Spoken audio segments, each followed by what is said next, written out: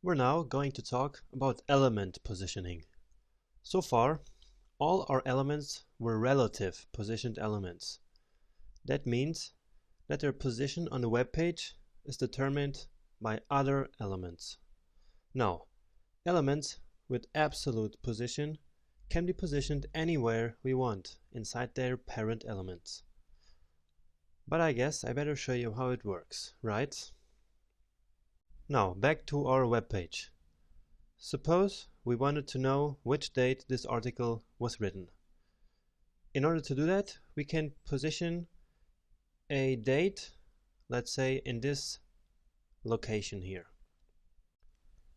And the easiest way to do that is probably with absolute positioning. But let's first start by create a little paragraph where we could write that date. I will write that right after the main heading for now, but don't worry, we will position it then later. So it will be a paragraph and I will call it just date. And let's say March 11th, 2015. So, how does it look? Not quite as we want it, right? So let's format it to put it exactly where we want it.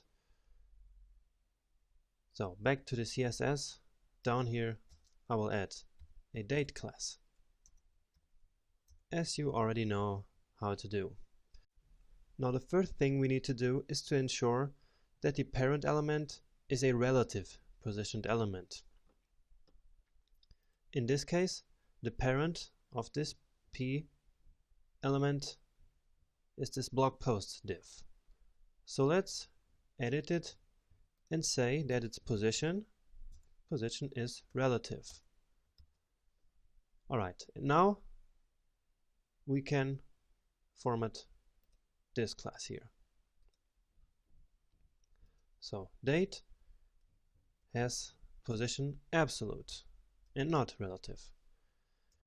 And now, to put it exactly where we want it, we just say top 0, which means that it's right at the top with 0 pixels between the top and the element, and right also 0, which means that there is no distance between the right side of the parent container and the element.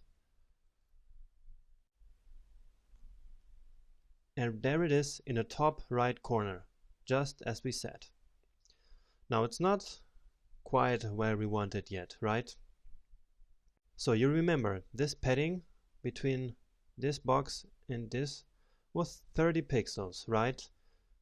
So what we can do is to say that this element should have 30 pixels to the right side, which will move it all the way to this place here.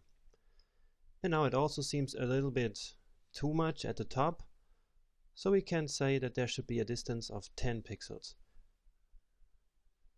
So back in the CSS, the top is now 10 pixels and the right, let's say 30 pixels.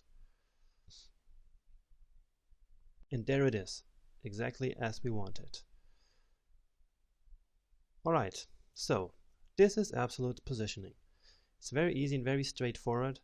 We just have to ensure that the parent element is relative and that the absolute element has the position property set to absolute. As always, more on that later when we will be working on our big website project.